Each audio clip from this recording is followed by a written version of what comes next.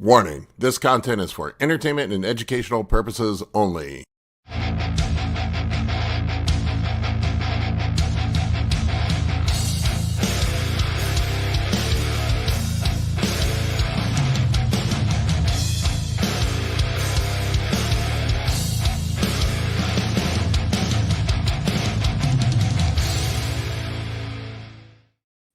What's up, everybody? Hello. Good morning. I was a little worried there at first. I saw 0 people, and I'm like, I didn't even consider contending with the NFL today. There'll be people that show up. Oh yeah, the bros come out strong. So we'll see how many people are actually football fans. So maybe we'll be ending this one early today. I don't know. Just a reminder before we get started, I've got the Team Anabolic Bodybuilding members site up and running. The Q&A from this week is up now, replay, but we do weekly live Q&As where you can ask questions in a small group, so you actually get a chance to get your question answered. Anyway, its link is in the video description if you want to join. It's pretty cheap. It's like 30 something a month, so I think hopefully you get good value out of it. Anyway, what's new, Chase? I have not. It's been a while. Steve, we left you fending for yourself. Hopefully that helped you get more people in. I didn't live stream yesterday either. I was swamped with carnitine orders. Our baby she had got an ear infection last week. Oh. So I was basically babysitting all week and couldn't get anything done. So like orders just piled up, and it's a good thing, but it's not fun when you gotta spend a whole day fulfilling them. I haven't been getting anything done lately either, and it's not because of a baby. It's because I bought a gaming laptop. What have you been playing? Dude, I bought Space Marines. Oh yeah. Warhammer. I found out very quickly that my fast twitch reflexes on my hands are not good enough to keep up with my son and his friends. Isn't that ridiculous? Like I hate first person shooters now because I'm just like, I suck. I used to love these, but now it's like my reflexes are just so bad. Yeah, it's crazy. My son's like, Dad, I got to carry you through all of this. I'm like, thanks, man. What's up, Kurt? What up, Kurt? The game I've been playing the crap out of is Satisfactory. It's new. It just came out of beta. It's a building and resource management game because I'm a nerd like that, and there's a lot of math in it. And I just sit there like you crash land on this planet, this alien planet, and you've got to gather resources and build a factory and then manufacture stuff, and it's just this evolving thing. Like you just keep going, and I'm like, I build a better factory because like as if I'm not doing math enough during the day. I need to do more of it at night for fun. Wow. It's like Sim City. Yeah, except way more complex. It's nerdy. Second Life. I've been playing. That's what it's called. It's an interesting sounding game, honestly. Yeah, well, I'm a dork. That's what I do. Man, I put up that video this week about Rich Piana and Nasser's SEO protocols, and I got a lot of run, man. I had a lot of people reaching out to me about that, and it was crazy. Like, I'd never even heard of the stuff that Rich was using before, the PMMA shit. That is wild. Larry Pollock crazy. put a video up. It's really good. It was good. Yeah, I watched that one. Yeah, it was solid. Yeah, and I did kind of a react video to it. But the PMMA shit is crazy. Like, he was talking about how, like, a lot of the kidney problems and stuff that we see with people may be from some of the site enhancement stuff, which is crazy. It's interesting because it's like, I mean, I just wonder, like, because like some of the ones that have like silicone in them, or silica or whatever, I don't know silica, yeah. It's like, is that going to cause an issue if you abuse the hell out of it? Maybe. Yeah, I mean, the old ones, like the old Pump and Pose, I think was just oil and some lidocaine in it to keep it from, or painless pumps. That was the one. I've dabbled with this stuff. Like I've not used a ton of it. People were shocked when I said I've dabbled with it. I'm like, Jesus Christ, everybody fucking. Oh yeah, uses I mean, it. I have. I try to stick to hyaluronic acid as opposed to like an actual site enhancement oil, just because I kind of think about that and worry about that. Plus, the site enhancement oil like really sticks like Yeah. longer than a hyaluronic acid. Like the hyaluronic acid, it's in there and you get like a crazy pump from it, and then it dissipates in like 2 days or so. But yeah, it's Yeah, I was messing around with hyaluronic acid a little bit on prep, and then like I was showing my pics to Kurt, and Kurt was like, "Dude, your brachialis looks washed out." And I'm so like, that "Yeah, yeah, it yeah, does." Running down.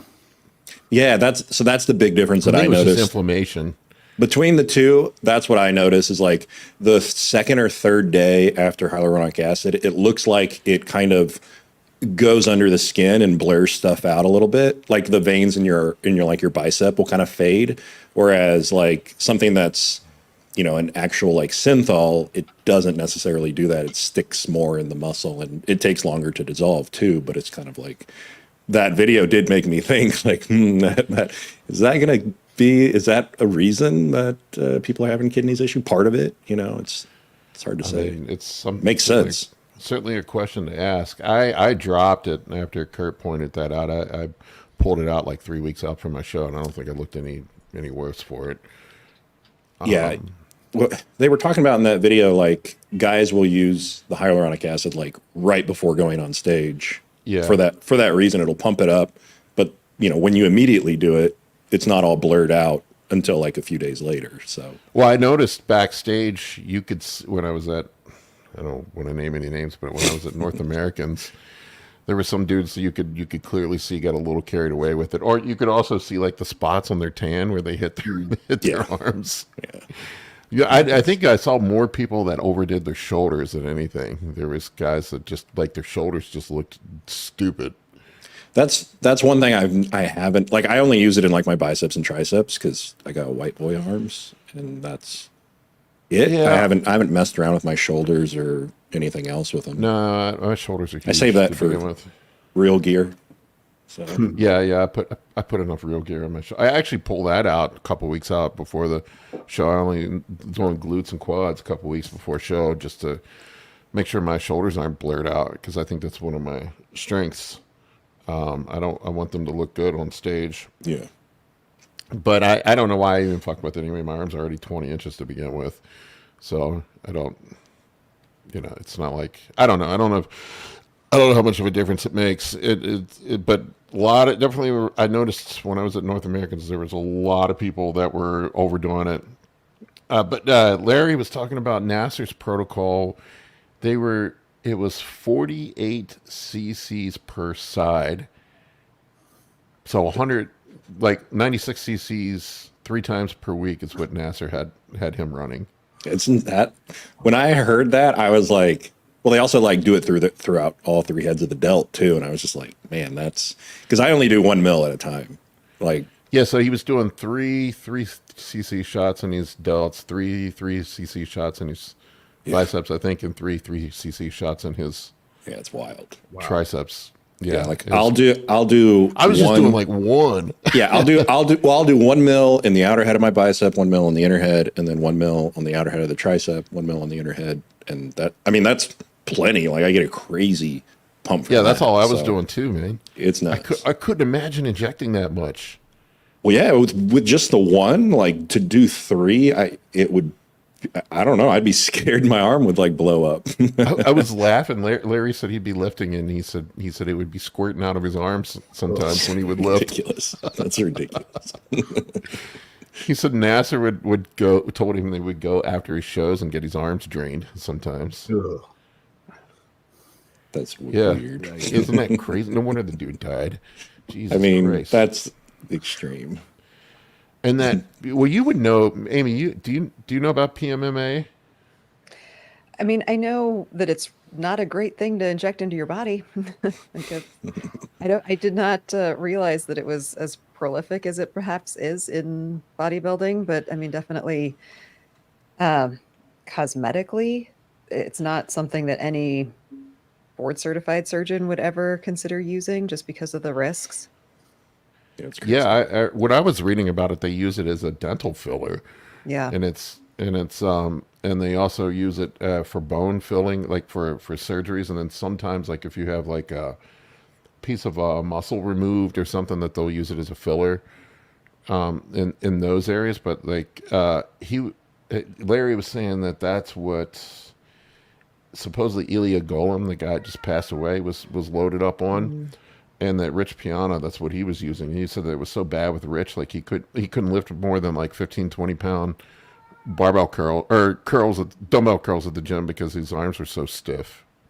Yeah, that's what I would be really, I mean, an embolus aside, I mean, injecting into the arms, your risk is a little bit lower, but I mean, injecting that substance into the glutes, I mean, that's where you hear of people dying, when they're getting like these crazy glute injections of, combinations of oils and other compounding substances, and you inject directly into the blood supply in the glutes, and you can die really quickly. Like you get an embolus and you're going to die really, really quickly. I mean, to the point where we're even very cautious when we teach other doctors how to do fat transfer to the glutes, even with a substance like fat, that's your own body's fat. You can get a fat embolus and die as well. So that anyone is doing this like completely like on their own in the wild is just like shocking to me.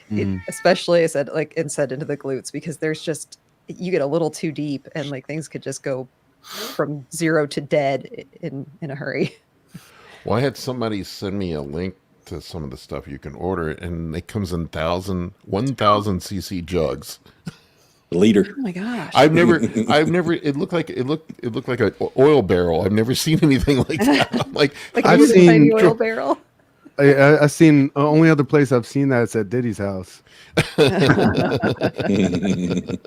a right. different kind of oil. There was a guy by me that injected Home Depot silicone, like the caulking, into Holy women's asses. shit. He ended up killing a woman. That's why I know about it, because she came to the ER and she died. Jeez. Yeah. He was literally Oh using the my tubes God. of caulking and putting them in So a big, weird. like putting the needle on it and using that to fill her ass. Josh Perry said he's bought lubes in those sizes. Of course, Josh has. The question is what he's doing with it. I don't think that's a question. I think that's the answer. Yeah, so what I read about this PMMA stuff, it's like this polymer micro bead that's covered in silicone, and your body. If I understand, I could be off on this, but this what I understood is it lays down a scaffolding, basically, and your body forms collagen around it. Yep. So it's permanent. Yeah. Yeah, that's and It's scary. I mean, I can tell you anecdotally, when substances that are not meant to be in body tissues get into them, they're very hard to get out. I mean, back in the day when they first started doing breast augmentation, they were literally just shooting silicone, like raw silicone, into women's breasts, and like Holy fuck! yeah, I always tell people too, like silicone, even when you have like a rupture of a really old silicone implant, when they were using like a less cohesive silicone, it's like honey. Like you reach in there and like you're like the glove will just be like covered. It's like you literally reached into a honey jar, and like that's what comes out. Like it's stringy. It's like, I mean, so when that gets into the tissue, like you get out as much as you can, but like it's never coming out all the way. And that's a loose substance. So then you think of something that's like a dermal matrix or something that is a scaffolding product. I mean, you have to cut it out, like surgically cut it out if it needs to be removed. Like, and if that becomes infected or necrotic, like if you're not using sterile technique to inject those things and you get even a tiny infection, I mean, you literally could lose like a massive amount of soft tissue to cut out this product. Because it's not just, you can't suck it out. Like if it's doing that, like it's in there, like it's in those tissues. It could be in the muscle. Like you'd have to take out a big chunk of muscle. Yeah. Yeah, there was that Brazilian girl, I forget, she was a model or a TV host or something, that had it go bad and had to have her ass amputated, basically. Yeah. Yeah, good Lord. Yeah, that's crazy that dude was putting that shit in his arms, man. Holy fuck, man. I mean, you can look at it, like I go back and look at the pictures of him now, how stiff he looked, like when he looks flexed. Yeah, they just didn't move. Yeah, they were just big balls, Big balls. Yeah, man. Wow, man, that's crazy. I didn't mean to revisit this one too much, but So good to have you. So good to have you back, Chase. We missed you. So, Chase, man, tell us about your your long acting GH experiment. Man. We're gonna get a frowny face from Kurt. No, I'm not. No frowny face. We just don't know. Chase is probably the only one in the world who's ever done. I mean, I mean, like, well, I mean, the big thing is it definitely worked, but I mean, I was using a shitload of it, you know. But like, so I started off with one pen, which a Ngenla pen is. If you actually like measure out all the liquid in it, it's 1.5 milliliters. They have it dosed at. It says it's the concentration is like 60 IUs per 1.2 mils or something like that, and or it's 72. Yeah, 72 IUs per 1.2 mils, and there's 1.5 mils in a pen. So you pull all that out, and it's 90 IUs. And so week one, I injected the whole pen on Sunday. And was like hoping that, you know, I'd get blood work on Friday and see if it's still, you know, showing in my system because it's supposed to be a week-long thing. And so then, you know, I got blood work Friday and didn't see a damn thing. It looked like I was completely natural. Like my growth hormone level was like a 2, and yeah, it was nothing was showing. So I was like, okay, well, apparently it doesn't last even 5 days. So the next week I was like, okay, I'm going to get blood work on Wednesday. And so then I did 2 pens on Sunday.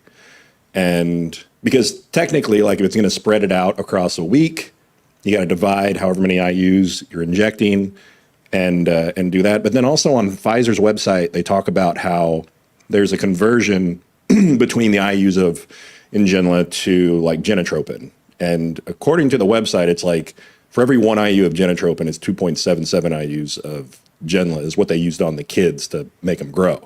So I was like, okay, so I was going off of that conversion. That's why I was injecting so much, because it's technically supposed to be 2.77 times higher than that. And I was working my way towards doing 16 IUs a day equivalent of genotropin.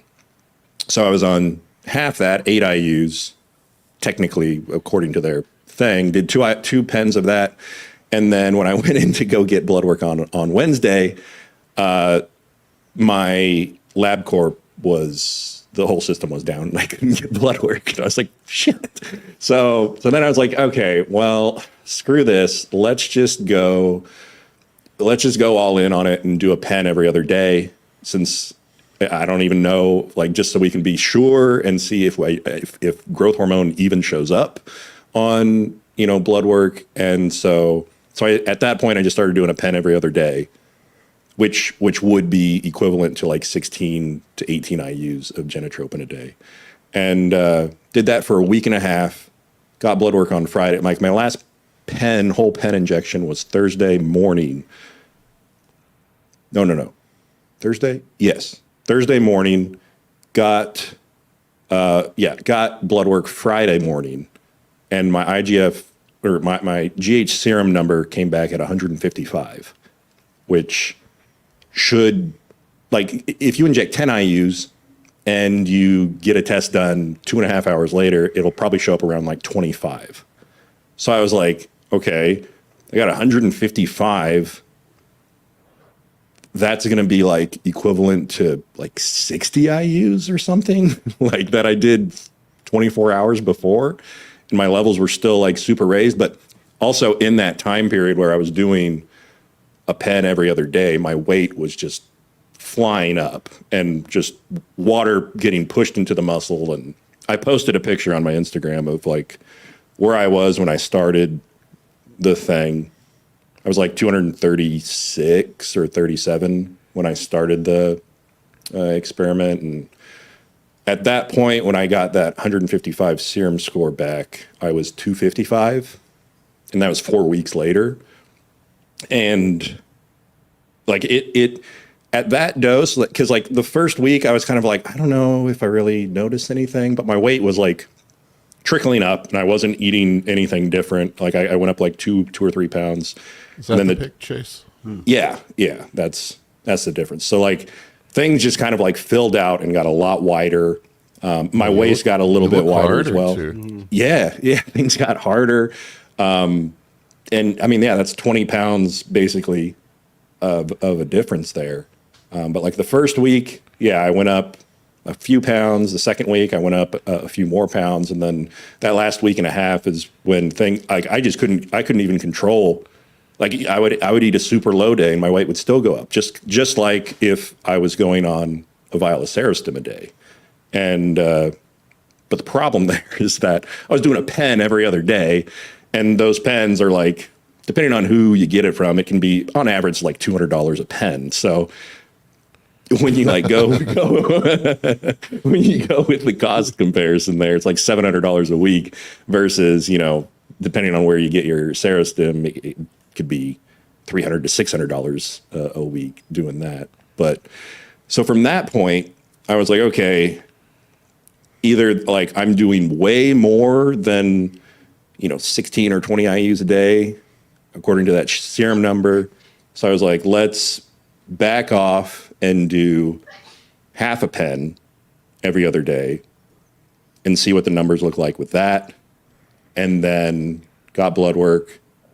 Don't have the results from that yet. And then after I did that, I backed off again to a third of a pen every day to see what that comes back at, and I'm waiting on that blood work to show up. And then I from all those different blood works, I feel like I can like kind of get a grasp on, you know, how much you can take to get a certain GH number. But then at the same time, I'm kind of like at the third of a pen dose every day, is that going to give the same result as a vial a day of Serostim? Because like I'm thinking a third of a pen a day is going to give me like a 50 on a GH serum score, which would be like 20 IUs of Serostim a day. But if it doesn't give the physical result, then that's where it's kind of like, okay, you got to find a happy medium there. So I just took my last shot of it yesterday, and I'm going to take like 4 to 6 weeks off from it. And then so that it's like cleared out of my system, and I go from nothing to injecting a third of a pen a day and see if it feels like I'm starting up Serostim again. So I have a feeling it's not going to go that way. I have a feeling it's going to be closer to be like, you got to spend $500 to $600 a week on Ngenla to equal $500 to $600 a week on Serostim, and it'll kind of equal out in that sense. But as far as the IUs, there's something definitely with that long-acting bit in there. It definitely changes things, and I don't know. It's like the growth hormone is floating in there, but because it's like attached to the HCG or whatever, it's not letting it go. So maybe you're not getting the actual full 155 serum score that it was, and it's just, I don't know. It's very strange, but it worked, but it was a lot of money to figure it out. So Yeah, that's interesting. Your pictures, I mean, you can definitely see a difference. yeah, it was pretty crazy. Yeah. What are your thoughts on it, Kurt? I know you mentioned that it's a lot different. What's different? So, like Chase said, it has 38 amino acids from HCG bound to it. So you can't, unlike a steroid, you can't attach an ester to it to slow it down. Yeah. So they took 38 amino acids from HCG and attached it and created a new chemical. So it's called Somatrogon, not Somatropin. If you look at I sent you the molecules, Paul. I don't know if you saw that in your text. Yeah, probably somewhere. The thought behind it was, initially it was for comfort, right? Little kids don't like injections daily. So that was kind of the original thing. But also what they're concerned with is you don't want IGF too high in children. So it's supposed to be like children under 12 that have delayed growth. What you want is to mimic the placental GH secretion for bone growth. So you don't get the IGF-1, you get IGF-2, which doesn't have any effect in adults. So it's going to interact with the liver in a different way than like a Serostim would. And that's why they're all different products. Like Serostim is specifically for wasting, right? Genotropin, the dosing is for like, Origio is for delayed growth. So they're all kind of designed different. It doesn't mean it doesn't work. It just, I've seen in pediatric patients that are older, like 17 and 18, when you look at their labs, they don't look like it's doing much. So then they switch them back to Genotropin because the Ngenla wasn't. I don't know how to say it. I don't know how to say it either. But It's weird. So it wasn't. I was never busting your chops about it not work. We just don't know. Yeah, right? it's Like, weird. only studying children. It seems safe. The side effects were like the same across the board between the two. Yeah. I was also checking my fasting insulin every single time to make sure that wasn't climbing because, it's like you would think it'd almost be like MK677 where like your growth hormone's just like high constantly and you become diabetic. But like my fasting insulin never got over a 6. So like when I was off everything, when I was 237 pounds, my fasting insulin was like a 3.6.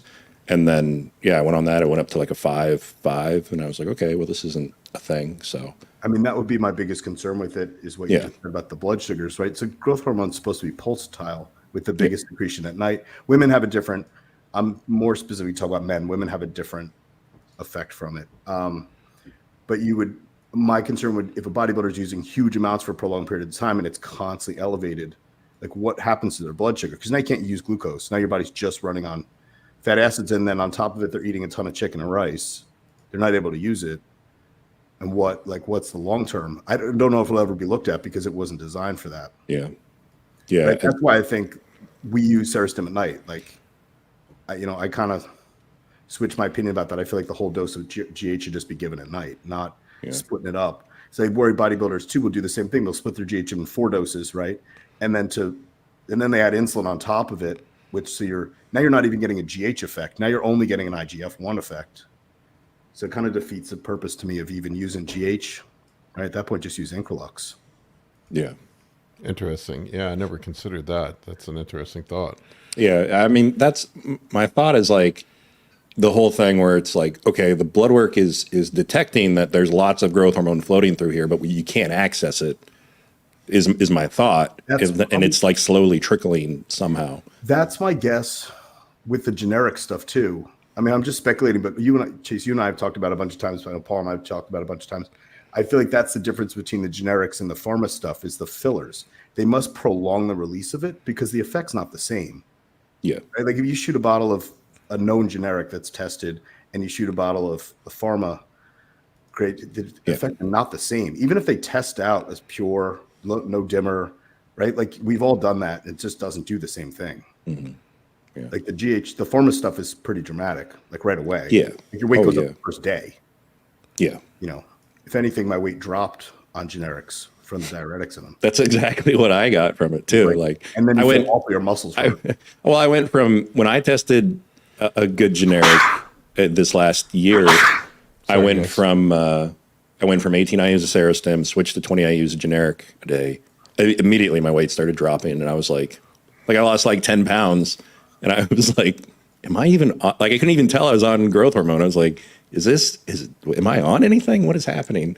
And I was like having to bump up my food because I didn't want to just lose a bunch of weight. There's the molecules. Yeah, big difference. Yeah, it's Kurt here. I got the pictures you sent me. Yeah, so those are just the two different. So you can see. I mean, you don't have to be a chemist to see that they're just different things. They're not the same chemical. It doesn't mean it doesn't work. That wasn't my point. We just don't know. Yeah. And I'm always hesitant to tell people to try something that's not been, studied on that group because we just don't know. And I just worry that the diabetes thing would become a real issue.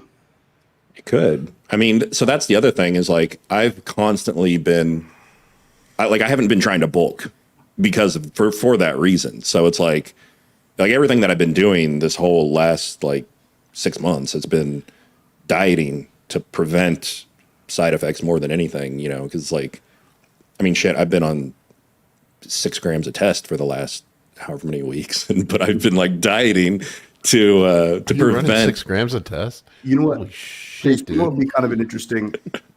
It would probably hurt, but you could do.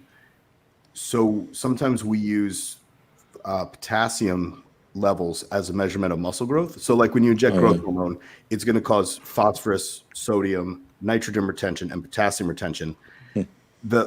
nitrogen retention immediately doesn't mean muscle growth, right? Like if you come from a normal American diet and you eat a big steak and you test your nitrogen the next day, it's going to be elevated. That doesn't mean you grew tissue per se. If it's constantly held up, you're going to grow, most likely. But what we found is potassium levels in the muscle dictate actual new tissue because your potassium storage capacity is limited by the amount of muscle you have. Sodium doesn't mean anything. Sodium retention from steroids or from growth hormone is outside of the cell, right? That again, that's a sodium potassium pump that everyone gets backwards. Sodium doesn't go in the cell; it pulls it out of the cell. So you don't want to measure that amount. Like that's why when you shoot growth hormone, you retain water. Yeah. But if your potassium level, like at a baseline, went up, it means that tissue is actually gained and not just right. Because when you start serostim, it's clear not tissue immediately. That's nitrogen and sodium. Like you can't grow tissue in a day. Yeah. Or noticeable amount. Yeah. It's interesting. It'd be kind of cool. Yeah. I'm not telling you to go get a biopsy though. I'm stuck on 6 grams, dude. I'm over here taking 300 milligrams. Well, right now. so what was it? It was a few weeks ago. I got my blood work back because I was on. Maybe that's why people are asking me if I'm downsizing. Well, I've been doing this damn thing, trying to get 20,000 nanograms per deciliter on my blood work total testosterone test, and you should be able to get that with like 5 grams of test. And so it was weeks ago. I got my blood work back while I was on 4 grams of test and 2 grams of EQ. And my estrogen, I wasn't on any AIs. My estrogen was still crushed. Like it was a 4. And I was like, damn, like I was hoping, because even the month before that, when I was on 3 grams of test and 1400 EQ, my E2 was a 5. So I had gone 2 months at that point with very low estrogen. And I was like, and I was feeling it. I was like, this sucks. And so I was like, okay, fuck this. I'm going to drop the EQ and just take that 2 grams, put it in the testosterone, and let my estrogen start to come up a little bit. And I've been getting checking estrogen every week. It's up to a 20 at this point. That's so wild, man. It's going so slow. 82 days after the last injection. Well, true, yeah. So yeah, as the equipoise comes out, it'll slowly start coming up. But so yeah, I switched to. You've been running EQ.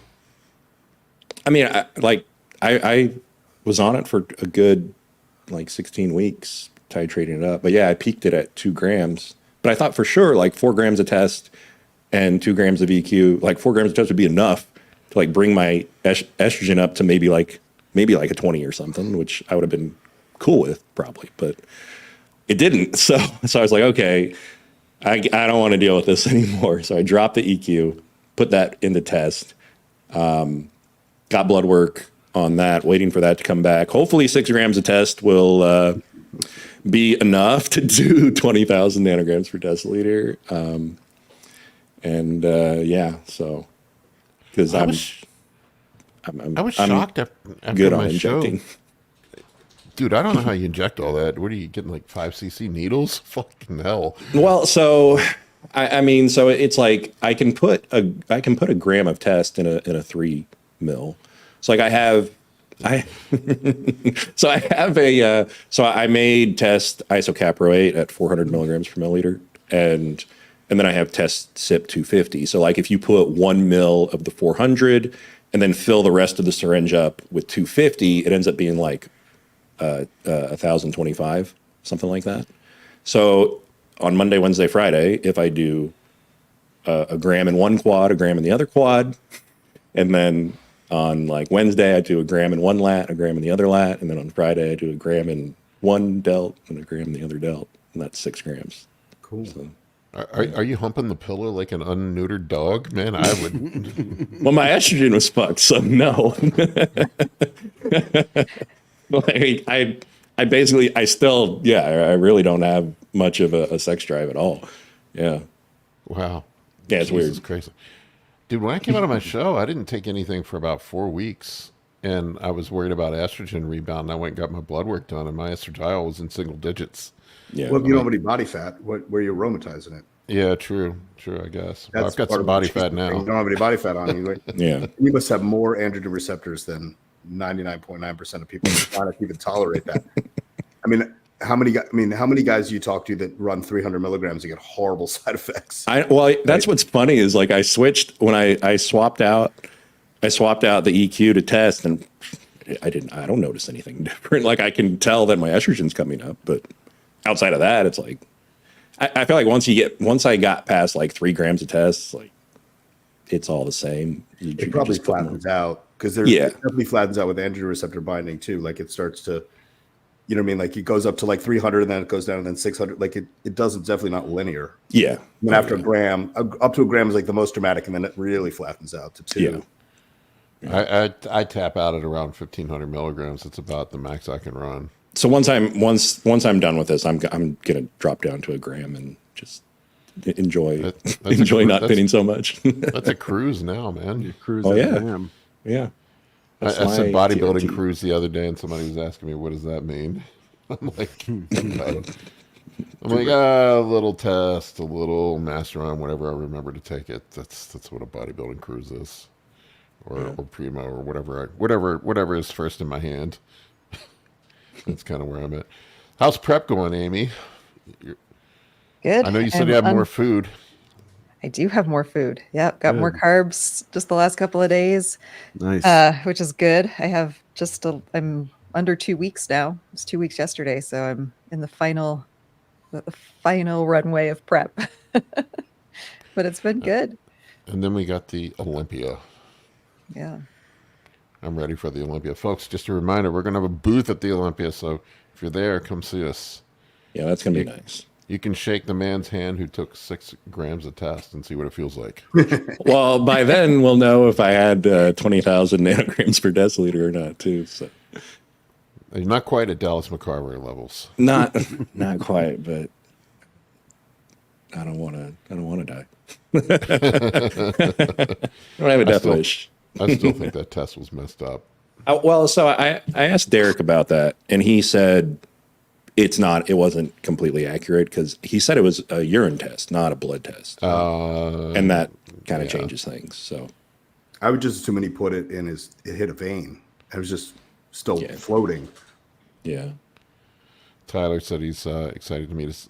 Tyler used to be one of my clients at the Olympia. Our booth is just going to be very generic. I think we're just having some chairs. We're going to be interviewing some people, and We got a leather couch, some other chairs. We got a coffee table, and us. it's going to be me, Chase, Steve, Ryan, Kurt, everybody, and then whoever strolls along. Supposedly, I have some bodybuilders that said they're going to come by and say hi, so we'll see. We're going to film content and shake hands. Karsten Nielsen says, not scared of kidney problems. That's why we get that shit checked out, man. I got a full body MRI done about a month ago, and boy, was that scary to think, like, what are they going to find? And the only things that they found that were really detrimental in not a big way was scar tissue on my glutes and my biceps. So I wonder how that happened. it was funny because the nurse practitioner was looking at it and reading it back to me, and she's like, how much did you work out before doing this? Because your glutes look like they are just destroyed from a workout. I was like, oh yeah. I did legs that morning. Yeah. But you could see that there was definitely scarring in both my glutes, and you could see where my hyaluronic acid shots in my biceps were. But yeah, they saw absolutely nothing wrong with my kidneys. They were both completely, what's the word they use? Unremarkable.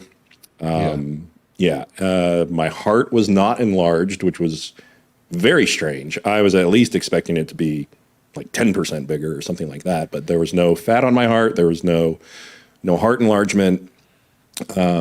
They found some gallstones. They did find, they classified it as mild non-alcoholic fatty liver disease, which means it's like 5 to 10%, which is pretty common if any of us went and got it checked. Yeah, I had a fatty strip on my liver, and then when I did that contest prep where I looked like a like a concentration camp person when I came out of it, man. It was gone. Yeah. So I when the nurse was talking to me about it, I was like, because at the time that was when I was like 236 pounds, and she was talking about it, and I was like, do you think if months ago when I was 280 pounds, this would have been worse, right? And she was like, oh yeah, you've lost 40 pounds in the last however many months. And I was like, yeah. She's like, okay, it's definitely being eaten away, basically. She was just like, keep doing what you're doing. It will disappear. But that's kind of like the way it goes with bodybuilding is like, while you're bulking, sure, there's going to be some that builds, and that's why you want to cut. So you get rid of that and it goes away, and you just kind of flex up and down in that lower mild range, basically. I can always tell too when I'm accumulating visceral fat because I'll still have abs, but my waist gets bigger.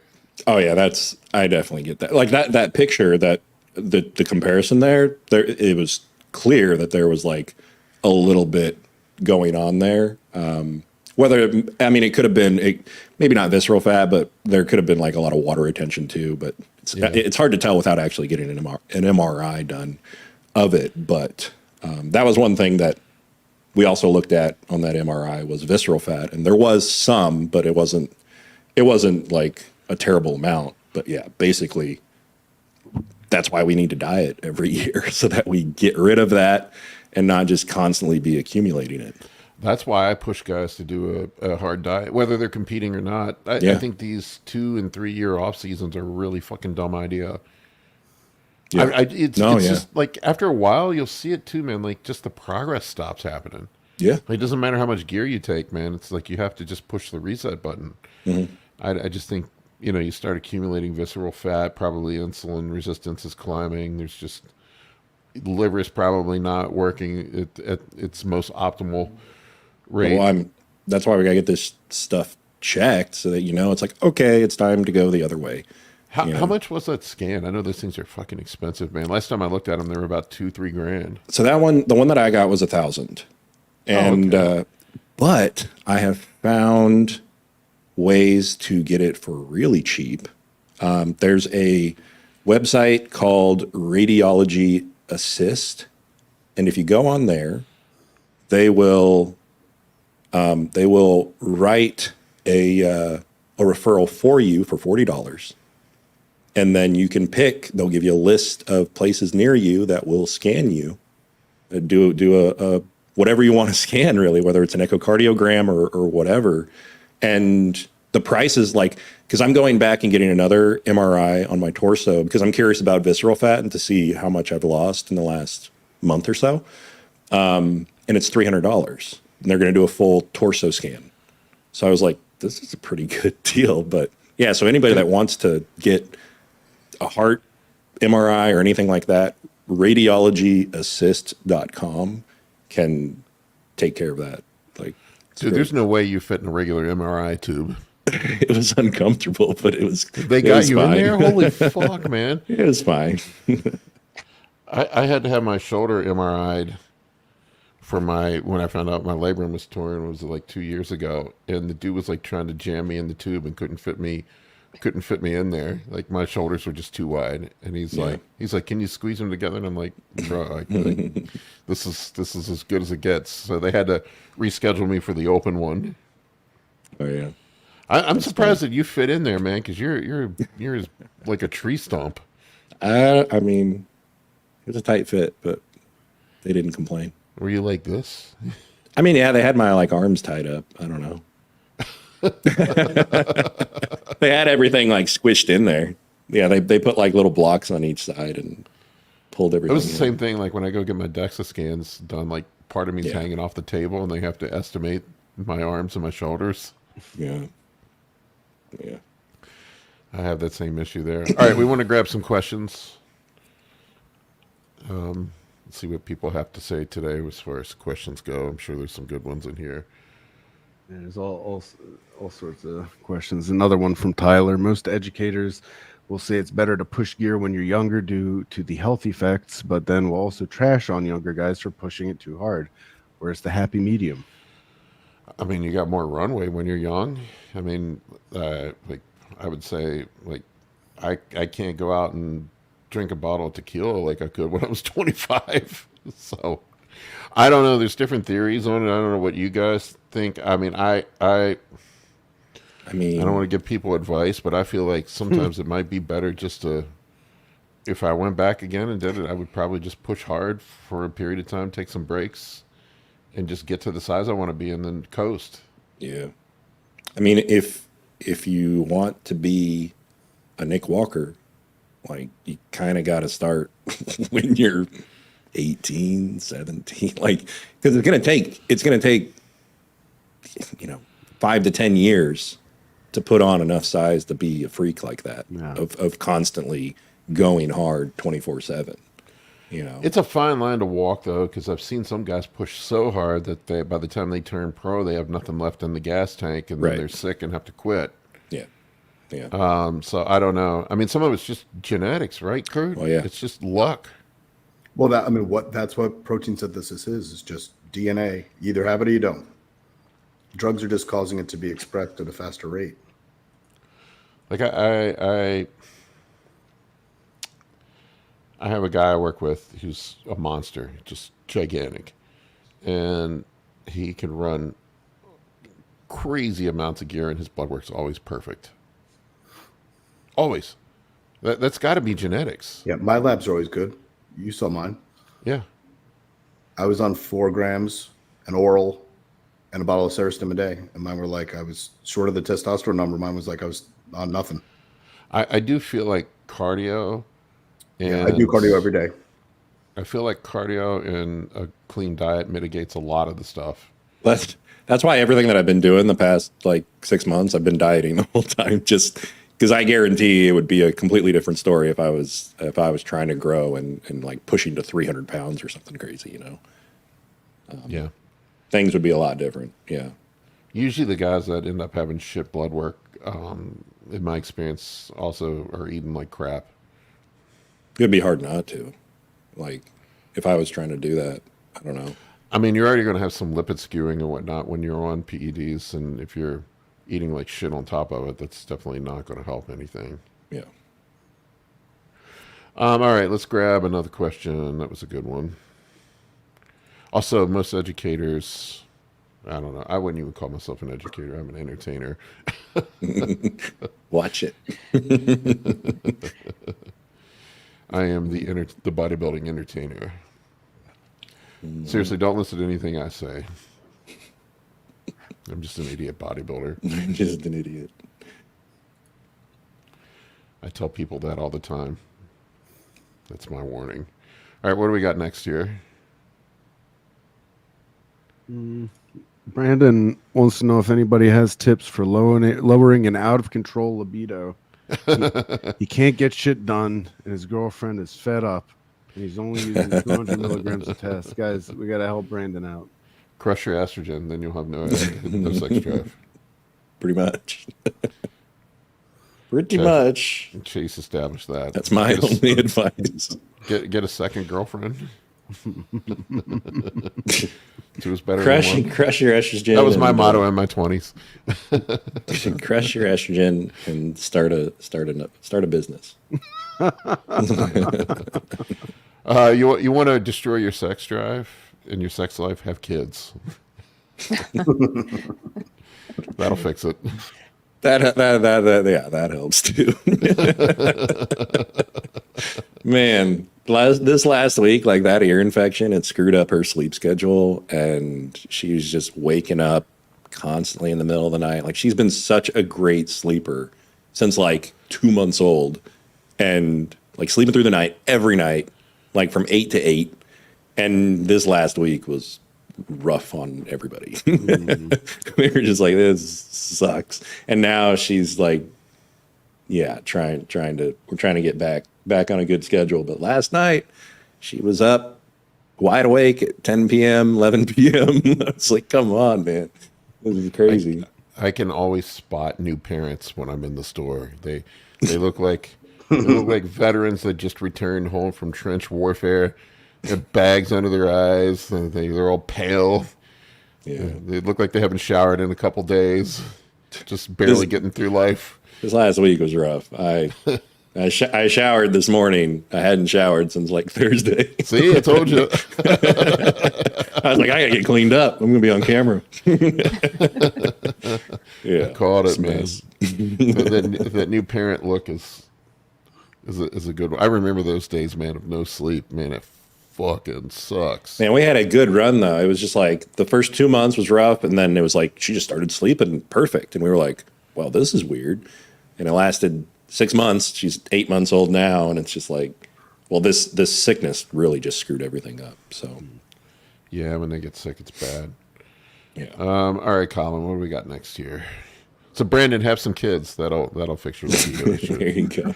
Or Brandon Crush your says estrogen and have some kids. he took letrozole and he's still struggling. There you go. I mean, the second girlfriend's always an option. Yeah. Might not be socially acceptable. It can cause you some drama. Yep. All right, what do we got? What is another one here? I remember, God, I was terrible in my 20s. I always had a couple floating at a time until I got married. It's a good time. Oh, the good old days. I just remember how stressed out I was all the time. Like worried about one girl finding out about the other. And Yeah. Oh, geez. I never had that problem. Maybe it was just because I lived in a really small mountain town. So, you have to be smart because word gets around. But at the same time, it's kind of incestuous because there's not that many people to begin with. So, the gene pool's very small. yeah. Yep. Or the whatever pool. But I also had two brothers. So that made it difficult because everyone I knew also knew my brothers. So it added another layer of weirdness to everything. Mhm. I remember, I'm going to share Paul's story for you. I was, God, how old was I? 20, in my mid-20s, I'll just say. I was living alone. I had a condo I bought, and I was juggling two girls at one time. And I thought one was out of town, and she showed up at my house while I was in bed with the other one. And there was a big old fight. Neighbors called the cops. Cop called me out to his car, and I'm like, oh my God, I'm going to jail. And the cop holds up his hand like this. He's like, high five, brother. Well, Yep. Terrible. I'm embarrassed to admit that. All right, if we got a question queued up now, I was holding some time until we found one. We got a bunch of questions queued up, but as long as you feel like telling embarrassing stories about your youth, I'm I'm inclined to not put any on the screen. I'm a reformed man now. I'm not that bad. Paul had to do a lot of research about what he didn't want in a partner when he was younger before he found a good one. Well, if there was a choice between the right girl and the wrong one, I chose the wrong one every fucking time. Every time. Yeah. The bipolar stripper versus the girl with a good job and smart and caring. I'm just going with who wants to settle down. Like, yeah. I'm going with the bipolar stripper. Yeah. That's I don't know. When you're young, you want Mr. Toad's Wild Ride. You don't want the teacups. Mr. Toad's, what is that from? I know that. That's Disney World. Disney World. No, that's saying those from a movie. The Wind in the Willows, I think, right? Isn't that What where it movie was is that from? Originally? The book. Anyway, I was like, the nice girl, or do I want to wake up in the middle of the night with an ice pick in my eye? And I always chose the Is ice that pick. from Mallrats? Is that what that's from? oh, the movie. Oh, Is somebody Mallrats. referencing it from a movie. Yeah, I think they did reference that. Fucking It's like I've never heard it anywhere else Oh my outside of that God, movie. dude, I may have unconsciously referenced Mallrats this time. They don't want Marty. Mr. Toad's Wild Ride. Fucking Brody said that. Yeah. Marty's like, Jesus don't Christ. you die at the end of that right? I'm like, I had some many near-death experiences. Marty, and yet praying mantises, they keep procreating, so it's worth it. I'm not going to say it out loud, but Benny says the wrong girls have good qualities. That is for sure. Oh man, I'm sorry, Amy. I apologize. Again, grew up in a small mountain town, have only brothers. This is not even at all a surprising conversation. Now my life's boring. I plan my week around going to Costco and meal prep. Not even doing that right now. All right, what do we got next? Let's see. Second Amendment wasn't a suggestion. Wants to know, besides creatine, are there any real supplements that work? Protein powder and caffeine. Those definitely work. Caffeine works. Fish oil. Oh, yeah, it's sort of like. I mean, all those fish health oil is like supplements required too, for yeah. life, but shouldn't even be considered a supplement. Yeah. I don't know what carnitine. Depends on what the goal is. I mean, all supplements might quote unquote work depending on your goal. Vitamin C, like those things work if goal dependent. Yeah, is he just like talking about straight building or putting on Like putting muscle, on size, like creatine? HMB, creatine. Yeah. It was interesting talking to Paul Baxendale, Dorian's workout partner. He's like, we didn't even know what an intra-workout shake was. We didn't know what any of that stuff. He's like, we just ate food and took gear and trained hard. I mean, it was just pretty much it back then. Yeah. Stuff I find essential. Like I'm trying to think what I don't even use creatine, man. Like I might be the only dude that doesn't use creatine. I go off and on with it. Like The benefits I of feel like it creatine bloats go me beyond up. muscle. Yeah, I use it for the other stuff, not the muscle. Yeah, I mean, I take it for brain health, for cognitive function. I mean, I see no downside of taking creatine. Like I recommend it for everyone, man, woman, like everyone should be taking creatine. It doesn't bloat you guys up. I feel like I get like all bloated up when I'm on it. No, that should fall off though. I mean, that once you reach your, once you've kind of loaded it in, it shouldn't continue to cause water retention outside the muscle. Yeah. but maybe I should add it in. I've honestly never used it. I mean, like just here and there, but I've never used it consistently. I use it when I'm using lots of intra-workout carbs and amino acids and insulin. Yeah, I mean that makes sense. Yeah. So, but when I'm not doing that, I kind of pull a lot of that out. I don't know. I don't have a good reason for it though. So yeah, you definitely should be taking creatine because there are a lot of side benefits. Yeah, I'll to add it. it in. I was using it when I was taking like pre, intra, and post workout, but then I just ran out of that shit and I didn't buy more. That kind of happens too. I think that's what happens with most people. You're good about taking a supplement until it's gone, and that's like, what's it doing anything? Like, I don't know. Like, I'll stop. Glutamine is one I would add on the list of things that I really do think have a very positive benefit and no real downside. Good for gut health, right? Yeah. I put that in my intro too. Yeah. Yeah, doing glutamine twice a day. Like, don't see any downside. I'm trying. Go ahead. Bailey Downing wants to know how big a natural can get. I don't know. I've seen some pretty big naturals. Depends on your Go to an OCB show. There's a bell curve like anything else. In general, on average, if you're like a 5'10" dude, you can probably get shredded at like 160 pounds. And then from there, it's genetics. So, but on average, you can probably get to a shredded, lean 160 pounds at 5'10". I'm trying to think where I was at. Natty, Which would be like, if that 5'10" dude got to 200 pounds, he'd probably be, 12-15% body fat, something like that, Yeah, so I think they consider like a good responder natural, able to gain like 30 pounds in their lifetime of muscle. Yeah. Like I say that, and then I always get people commenting like, well, I'm 220 pounds. And it's like, well, you're fat. Like that doesn't count. Yeah, it's not possible. Well, I'm 250. Yeah. It doesn't count. You're not lean. I'm talking about shredded 160, 5'10", Things beyond that, it's like I was really hoping somebody would get my jokes. Thank you, Josh. Josh I is guess on point. I missed it. It's all right. I was like, before I started gear, I think I was like, I don't know, 200, 210, something like that.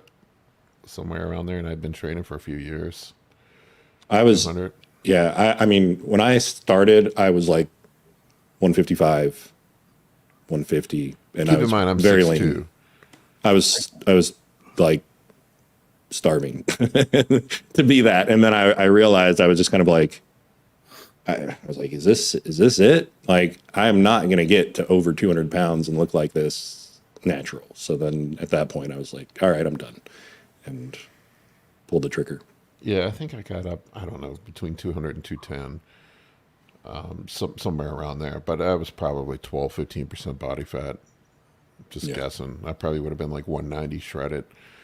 When I was playing basketball, I was like 185.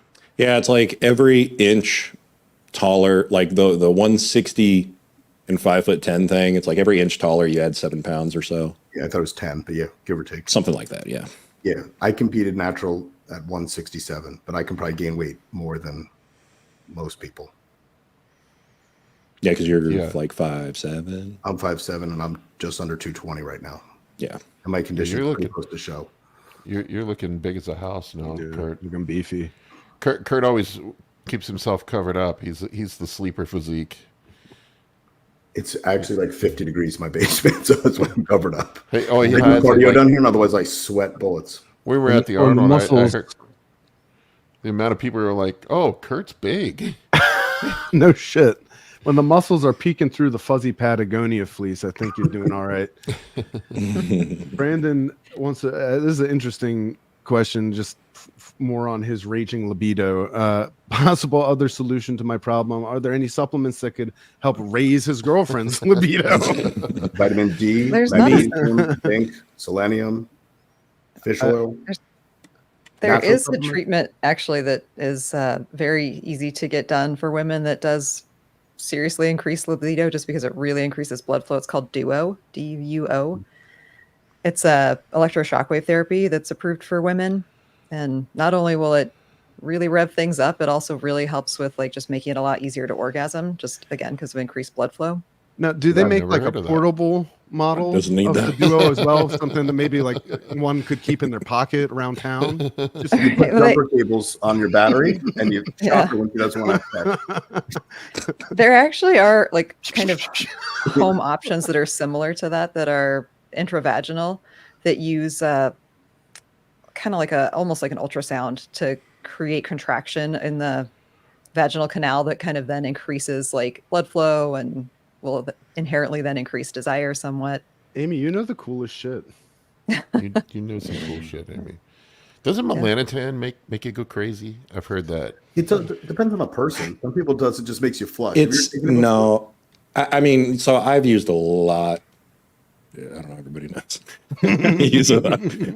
No, it's like it. I wouldn't say that it increases like PT-141 does, but like melanotan for me, it was just like it was like being a teenager and you're laying on the couch face down watching a movie with your parents and randomly you get a hard on and you're like I can't move. Yeah, so that's like you just out of nowhere like you'll just be like what the hell's happening? Strong gust of wind. Not now. What is going on? Random untimely boners. Yeah, basically. Very annoying, just random. Like That should be last the name time, of the podcast. like I remember when I used to have to take the train to work. I remember I like pinned someone. I got on the train. I was sitting there and I was like, "What the fuck is happening? This is not right." Brandon said we did PT 141 once.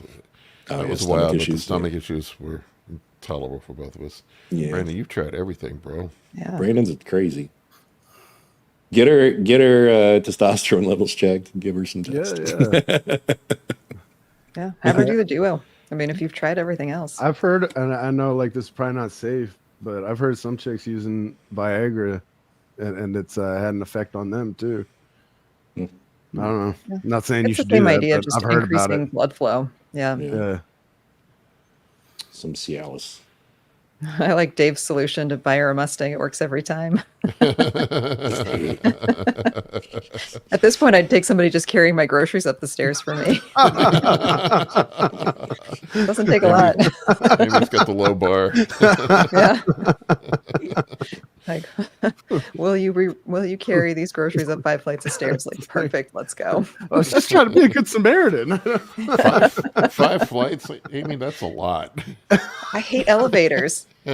What? You hate elevators? I hate them. I'd have to have serious questions about the 5 flights of stairs. I'd have to think that I would once or not. twice. If I had an elevator, man, I think about it. Like we're looking at new places, and I'm like, it's on the 3rd floor. Do they have an elevator? Is it like a confinement thing, Amy? You don't like? It's the speed. Like, I think that I have low patience for elevators. I don't like the noise they make. I get motion sick. I was gonna say you throw up on everyone. Yeah. Yep. Every elevator she gets on, she's like, "Oh shit." Yeah. I hate. Ugh. Whoa. Dave said when she won't leave you alone, buy a Mini Cooper. Yeah. Seriously. Like, we're closed for business till the Mini Cooper is out of the garage. No Mini Coopers. All right, what do we got for the next question? Let's see here. Mark's Masteron or Primo, does it matter so much? He sees a lot of conflicting info. His plan is to use both with test. Yeah. If you can't pick one, just use both, right? That's my Yeah, motto. no. Take it all. Just take it all. Screw it. Depends what you want to do. Masteron's a little dry to be grown on.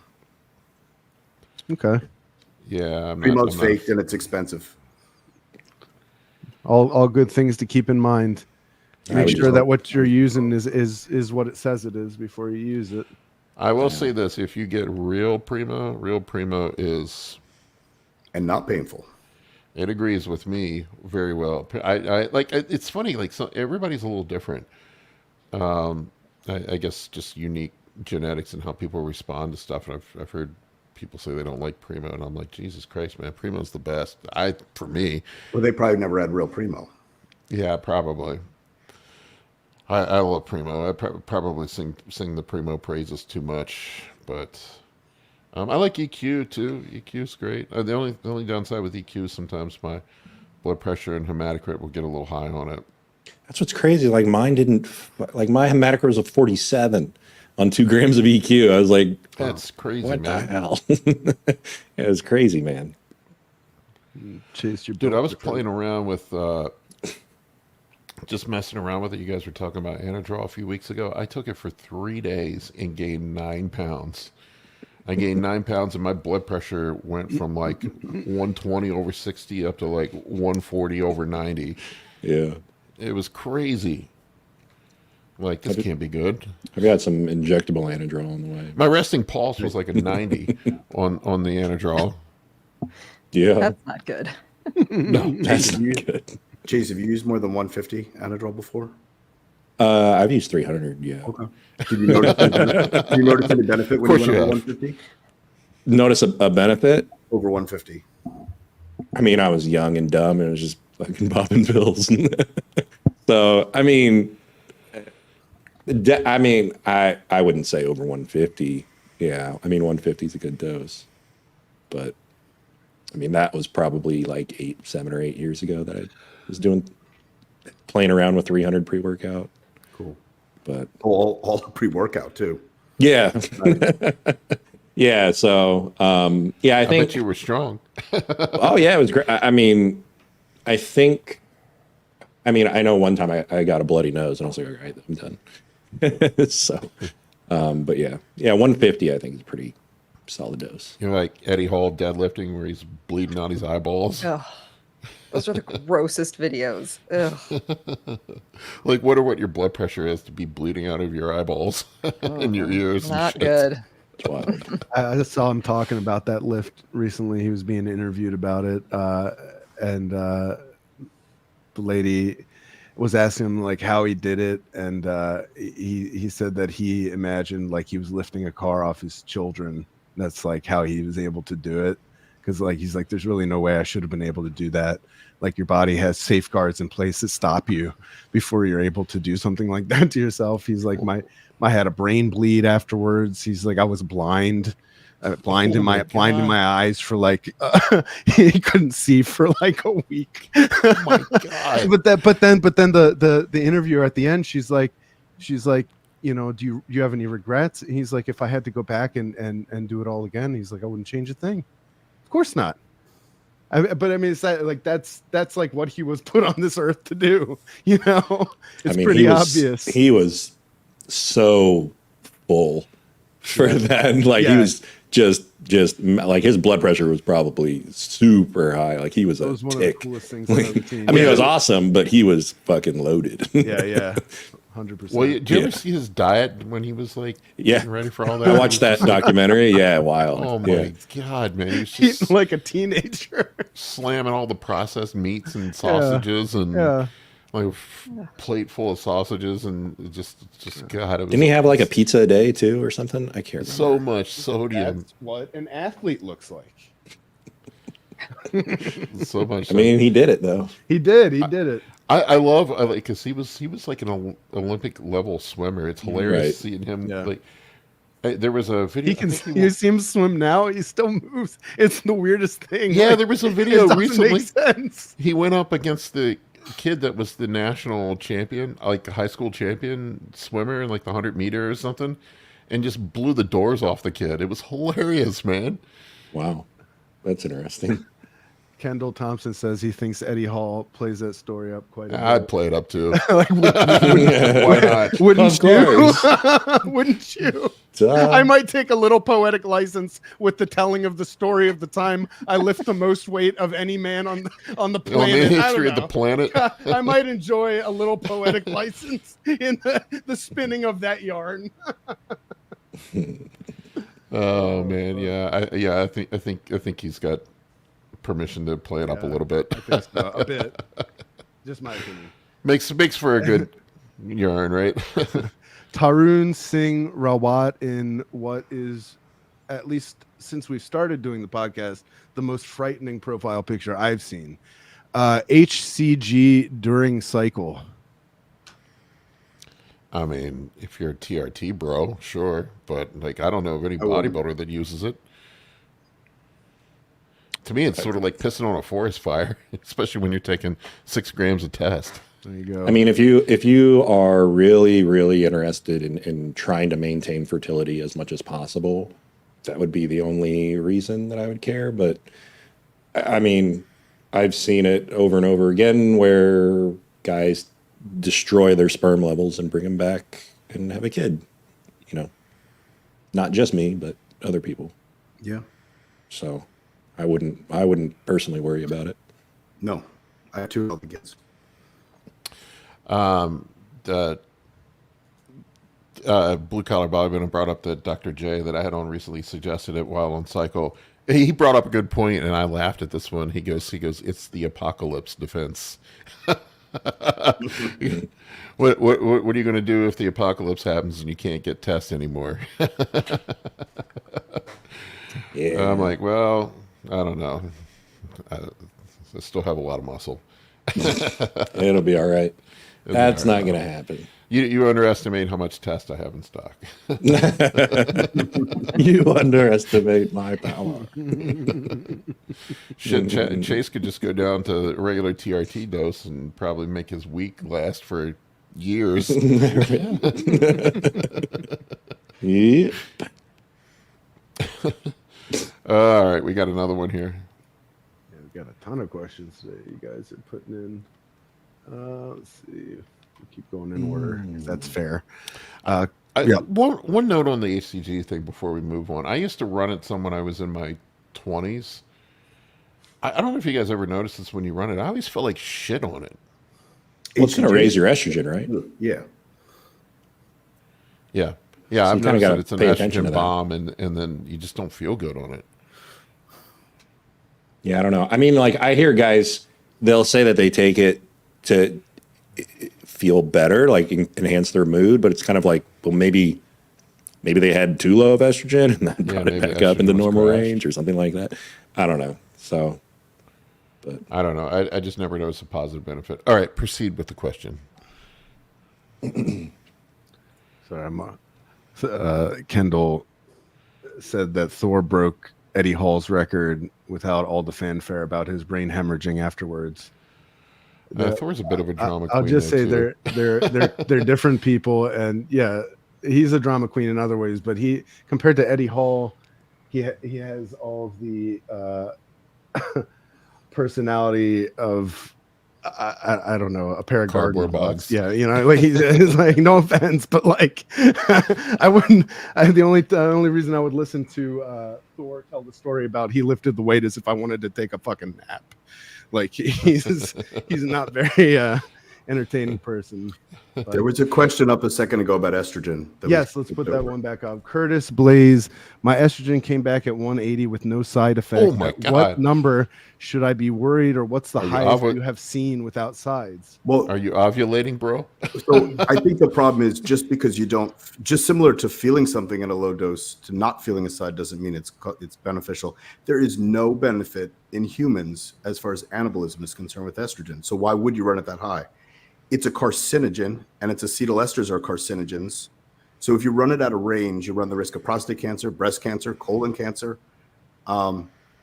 There's zero reason to ever run it that high. You're not getting anything out of it. All you're doing is now, if you're taking growth hormone, now you're ruining your growth hormone. And that's known. If you read the Serostim instructions, it specifically says women on estrogen need to increase the dose. It's like the dumbest thing. I don't know where this trend came from. Run the damn thing in range all the time.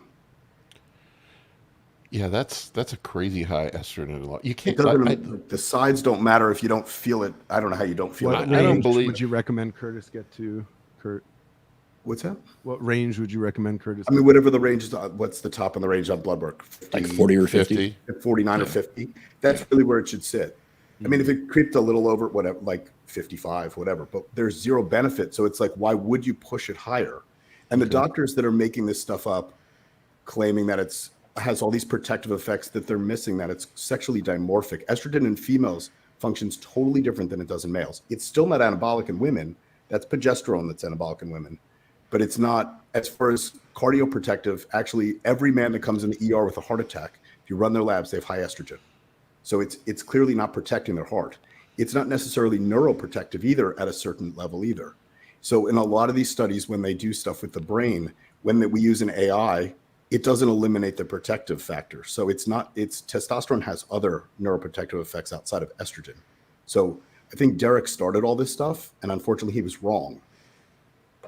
Well, I I think mean, Kim- where did he learn that from, though? Well, I think he learned that it from the- Victor, but the problem is most of them are reading the abstracts of studies, and Yeah. you can't speak on something if you have a high school diploma and you read the abstract of studies. I'm sorry, you can't. Well, you shouldn't anyway. You shouldn't. It's irresponsible because Plenty of people do. Plenty of people read the news headline and then go on to speak as though they're an expert on the subject.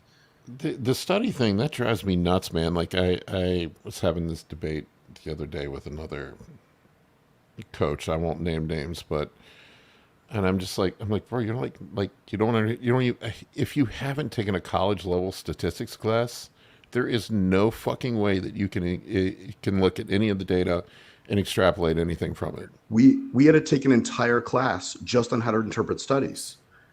Like I could put the one up. It's not public access, but I could put the one up about DECA versus MPP. The reason why bodybuilders don't understand the difference is because you need to know calculus. So if you don't understand calculus, you can't read the study. So like guys just read the abstract and are like, oh, seems efficient. Well, they definitely don't know calculus. They barely know elementary math. Yeah, I mean, but that's where the problem is, right? If you've never taken these classes, how are you going to know how to understand this stuff?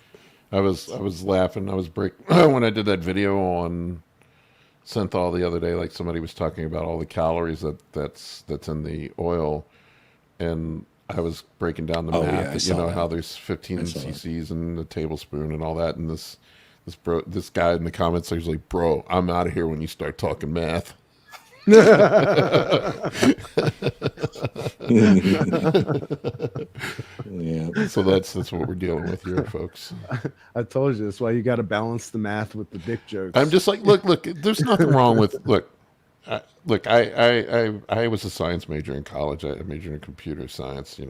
Not exactly the same thing, but I did take. My minor was in data analytics and took a bunch of math classes.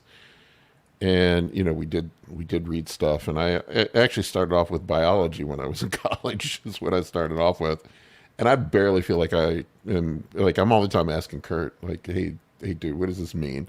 Like I barely feel like I'm qualified to look at one. So like I just like I don't know how people can make, but not to mention that, and like most of these studies just don't even apply to our cohort at all. No, none. Yeah. But unfortunately, we have to use some of that though to get to where we are, right? And then people and a lot of what we're doing is anecdote, like Chase right? will, Shooting up when I baby do the growth same hormone. thing too, I'll do stuff and I'll get blood work and I'll see what it does. Yeah, we're self-experimenting. I don't know. Chase, can I actually ask you a question that just popped in my mind about that? Does Yeah. your wife have any changes when you're running such high gear? Because I can tell you from my own experience when I've dated bodybuilders, the one thing that I do see sometimes is I'll start to get some like a little bit of like breakouts, and I can tell when they've kind of changed stuff up because I'll start breaking out a little bit more. No, she hasn't. She doesn't get any. Yeah, no, No back hair. no, nothing rubs off on her. Yeah, Well, I never Yeah. had any like virilizing side effects, but I would notice that I would have like breakouts. Like I would, and I'm not usually prone to That's breakouts. And I interesting, could always, when they'd be ramping up their cycle, like I would get little breakouts. Yeah. Interesting. no. I mean, if anything, she's just been a little more irritable when my estrogen has crashed because I'm irritable. I'm the opposite, man. I'm irritable when mine gets high. Yeah, my wife can always tell if mine's high or low. Yeah, I mean, mine was less than 5 for 2 months. That's not great. Yeah, that's where I was at the end of contest prep. I just feel Right. numb and dead at that point. Exactly. Yeah. Like that 2 months, it was just like, she's like, "Do you even like me anymore? What's going on?" I'm like, That's typical first year having a kid, though. You're just surviving at that point. yeah. But yeah, no, not that I know of. No, I haven't noticed anything like that. That's interesting that you brought that up. I don't know. Is there any physiology behind that, Kurt? Or I mean, it's contained in things like semen, so you will get Swapping microbiome. I mean, Calling me a high consumer. you could technically pass it on, I guess. I mean, if it's going orally, probably not. Because it's not orally available. But it depends. Yeah, interesting. I mean, you could definitely pass it, right? Like you will pass all sorts of things through sex. Yeah, That's interesting.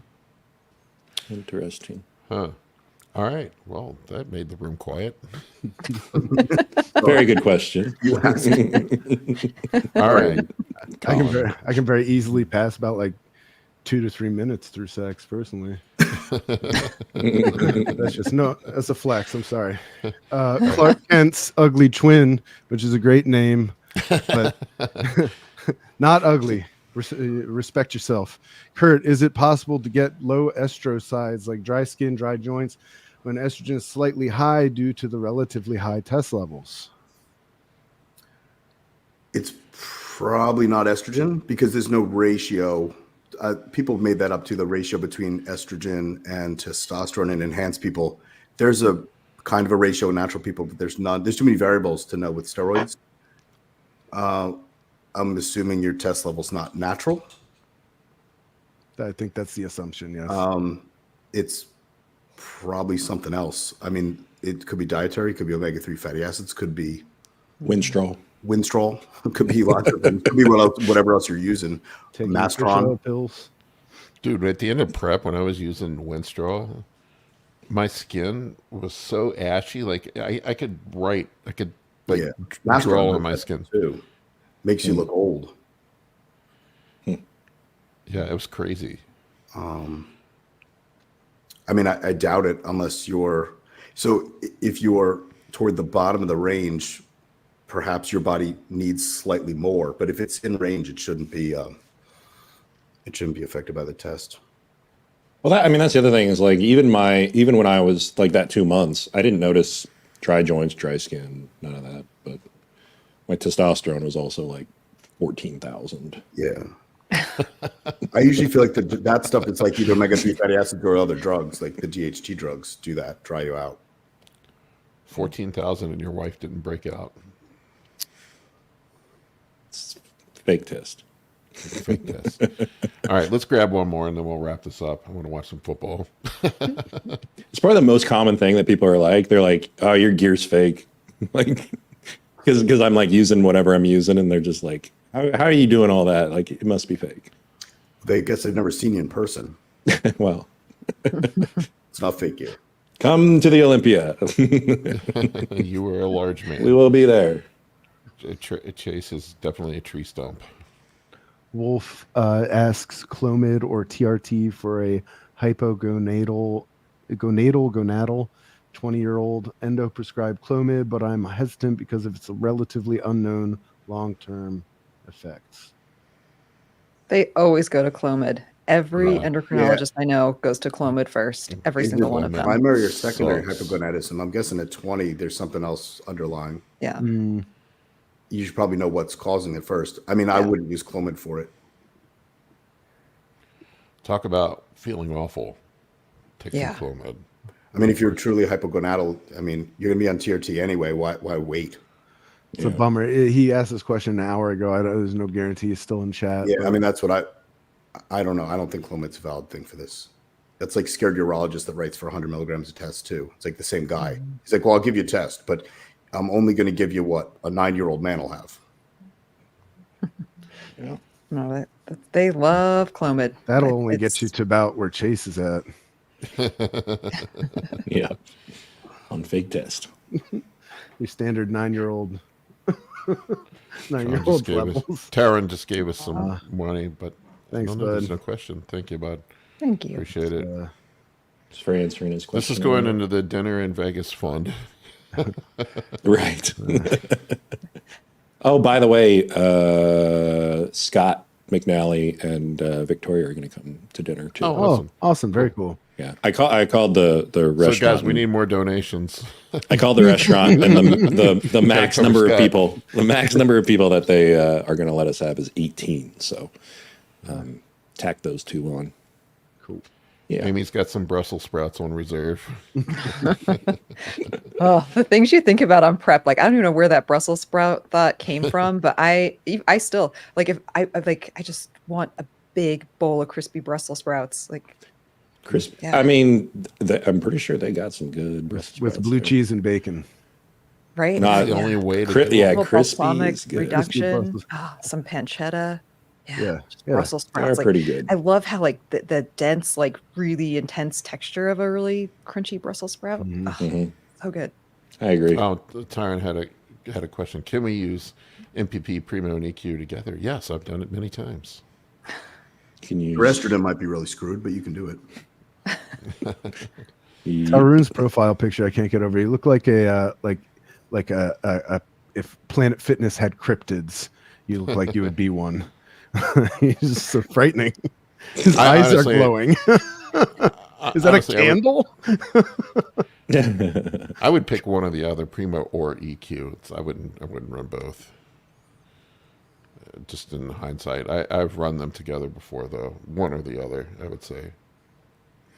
All right, I think we're going to wrap this up, folks. I want to watch some football, and I'm hungry. I'm thinking about Brussels sprouts now. See, they're Dude, so good. I can't cook them myself. They just taste like farts and smell like. I farts. have a special love for Brussels sprouts. They're good. I haven't had them in a while. It I have them at grosses restaurants. I won't cook them myself. grosses my kids out, but I love some Brussels sprouts. And my daughter, I hear my daughter in the background just yell, "It's disgusting." They are gross. I've never had them The prepared. peanut gallery back here, it's disgusting. I'll try them again. I'm always willing to try them again, but every time I try them, like, yeah, no, they taste like farts. They smell like farts. Colin, have you ever had them as a raw, like as Oh a my salad? God. Like do them raw, like a shredded Brussels sprout salad? That's No. good too. When Oh, they do it so right, good. yeah, it's good. Yeah, I have fried not had them cranberries. raw. We'll get some at Bovette's and make you eat them. They're good. I'm just call me old school. I like cabbage. You guys took Cabbage cabbage is and good too. you turned them into something. Cabbage was never meant to be that small. It's like a, it's like It's a, unnatural. Cabbage it's like a miniature collie. Exactly. You took a once noble wolf and turned it into a Pomeranian. Oh, you don't know what you're missing, dude. I do good. know what I'm missing. I'll try them again. when they're crispy and crunchy and when they're done right, they're really and good. then you have like that one moment, like when you first bite into it, you're like, oh, maybe, and then like the fart smell and the taste, and you're like, no, still shit. Colin, this Brussels might, be, sprout under all be that. the first I've ever heard you say no to a food They dress dish. them up with like, I mean, I'm pissed because I see people like Amy and Chase, and like I look at this thing, I'm like, I should want this, I should enjoy this.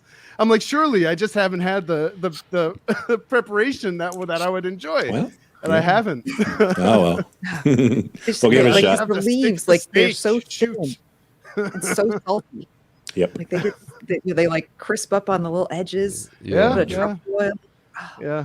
We That- know Amy's at the end of prep. Like those kind of like Brussels sprout flakes on pizza is pretty good too.